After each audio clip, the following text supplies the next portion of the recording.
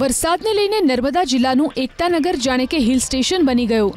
ધીમી ધારે વરસાદને કારણે સ્ટેચ્યુ ઓફ યુનિટી અને તેની આસપાસ આહલાદક વાતાવરણ સર્જાયું।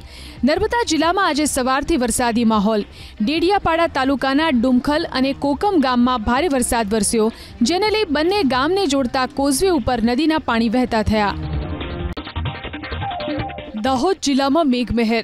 ફતેપુરા, સંજેલી અને લીમખેડા તાલુકામાં વરસ્યો ધોધમાર વરસાદ। ભારે વરસાદને લઈ ફતેપુરા થયું જળબંબાકાર।